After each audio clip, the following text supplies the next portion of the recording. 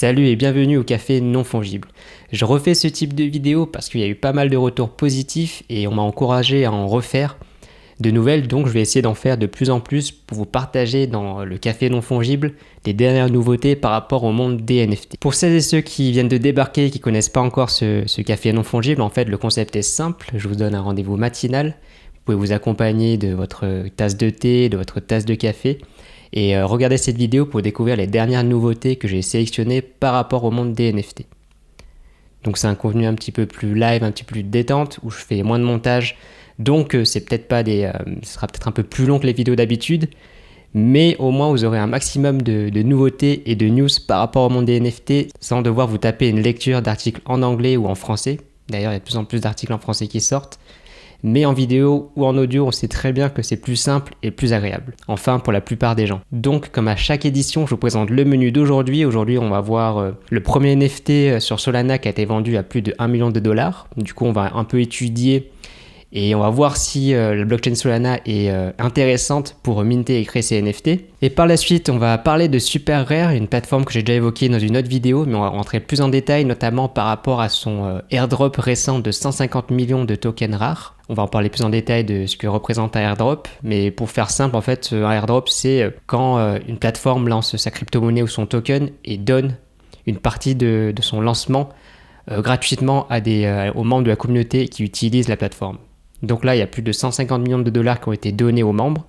On va en parler juste après.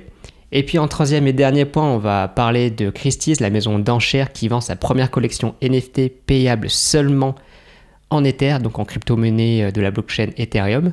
Une collection que vous avez sans doute déjà vue sur Rarible qui s'intitule Art Blocks Curated. Bon, j'en dis pas plus pour le moment, je vais chercher un café et puis je vais vous donner plus de détails sur ces dernières nouveautés.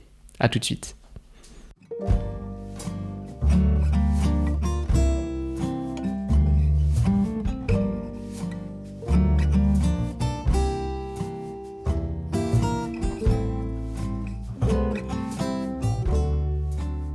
Et on commence avec la vente sur Solana du coup d'un NFT qui a été vendu à plus de 1 million de dollars. C'est une première sur cette blockchain. En général, les grosses ventes se font sur la blockchain Ethereum, comme avec les CryptoPunks sur Rarible ou OpenSea, donc des plateformes qui fonctionnent sur la blockchain Ethereum. Et cette fois-ci, on a eu une grosse vente sur la blockchain Solana. Donc on peut se poser la question, est-ce que Solana est une blockchain qui devient de plus en plus présente sur le marché des NFT? Est-ce que Solana est intéressante à tester et à étudier? Eh bien, on va voir ça tout de suite, un petit peu plus en détail. D'abord, on va parler de la vente qui s'est faite récemment. Donc sur Solana, le premier token vendu à plus de 1 million de dollars, ça a été la vente du Degenerate Ape pour un prix représentant 5980 Sol, soit le token de Solana. Du coup, les Degen Ape, c'est une collection de singes un peu comme à la CryptoPunks avec des caractéristiques différentes.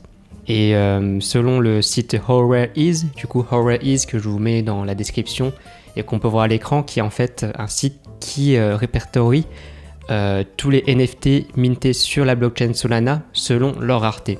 Je vous invite à regarder, c'est assez intéressant pour vous de voir ce qui marche sur Solana et pouvoir ensuite étudier un petit peu le marché de Solana et de la blockchain par rapport aux œuvres et leur rareté. Donc le singe qui a été vendu à 1 million de dollars et le singe selon How Rare le 13e singe le plus rare de la collection. Et pour voir rapidement en fait Degen Ape, hop, je tourne un peu, c'est plus simple pour moi. Degen Ape, c'est une collection de plus de 10 000 NFT différents, du coup 10 000 singes.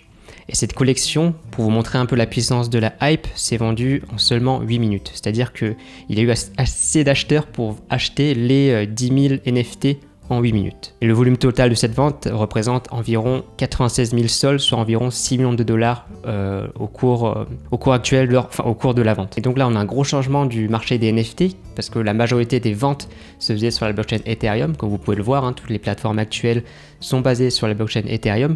Et là, on a un peu une remise en question du monde des NFT avec l'apparition d'autres blockchains qui commencent à prendre de l'ampleur. L'une des principales raisons peut être les frais super élevés qu'il y a actuellement et qu'il y a toujours eu sur Ethereum, les fameux gas fees dont j'ai parlé dans plusieurs vidéos. Et donc là, on a sur le marché des NFT des blockchains qui commencent à sortir du lot, qui commencent à concurrencer Ethereum, notamment donc Solana, on a vu ça tout de suite, mais aussi Tezos qui est une blockchain qui a pour but de réduire son impact environnemental.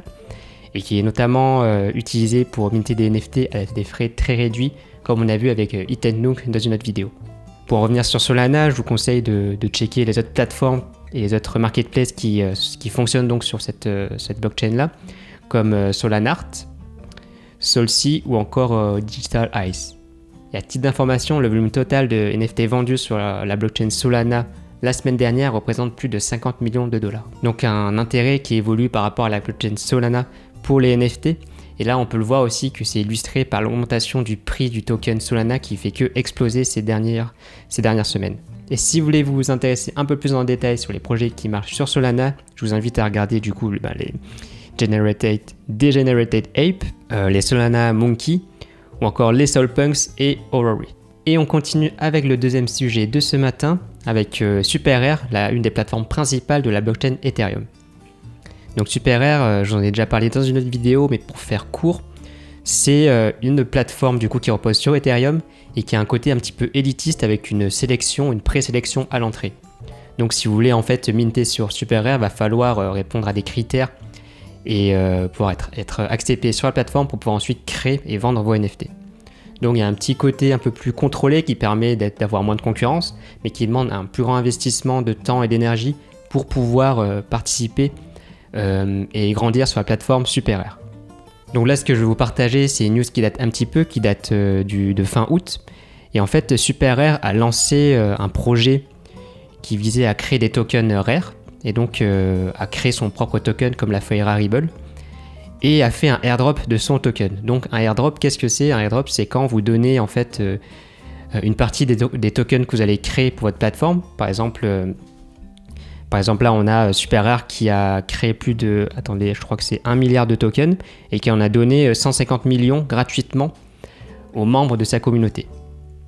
Et le but derrière ça, en fait, c'est de faire participer la communauté de la plateforme, la communauté de SuperRare, pour améliorer le fonctionnement de la plateforme et améliorer tout le contenu et tout ce qui se passe derrière SuperRare. Et en fait, là, il parle d'une version un petit peu 2.0 de la plateforme SuperRare avec des nouvelles fonctionnalités. On a tout d'abord les Space SuperRare. Et en fait, je vous l'ai dit, SuperRare est une plateforme un peu plus élitiste qui demande une présélection à l'entrée. Et bien là, ça va aller encore plus loin avec du coup la communauté qui va pouvoir participer au choix des artistes qui seront mis en avant sur la plateforme. Et en fait, les Space, c'est une sorte de galerie virtuelle qui sera contrôlée par un nombre limité de membres de la communauté, qu'on appellera en fait des opérateurs. Et donc ces opérateurs, qu'ils appellent des curators, ils auront en fait le rôle de sélectionner des artistes et des œuvres et de mettre en avant ces œuvres dans des spaces qui seront différentes et il y en aura plusieurs. Mais dans ces spaces-là, en fait, sur la plateforme, elles seront mises en avant sur du coup tout ce qui est référencement et sur leur site. Donc il y aura des spaces, soit des expositions virtuelles. Et dans ces spaces-là, vous aurez des curateurs qui auront choisi des œuvres et des artistes qui voudront mettre en avant. Et ces curateurs, leur but en fait, c'est que les ventes se fassent et surtout à travers ces ventes-là, les curateurs vont percevoir des commissions. Et en fonctionnant comme ça, en introduisant le token rare et tous ces nouveaux rôles, ça va dynamiser la plateforme et ça va donner plus qu'une simple vitrine, ça va vraiment donner un dynamisme et une vie à travers la plateforme SuperRare. Et c'est quelque chose que je dis souvent, la communauté sur une plateforme et même en tant qu'artiste ou créateur et créatrice est très importante parce que c'est ça qui fait vivre en fait l'artiste, le créateur ou la créatrice, mais aussi la vie qu'il y a dans une plateforme. Une plateforme sans vie, une vitrine sans interaction, ça donne pas envie et les ventes sont beaucoup plus rares sur ces plateformes-là. Sauf bien sûr si l'artiste est déjà reconnu dans le monde de l'art ou a déjà une communauté, donc une communauté qui la suit.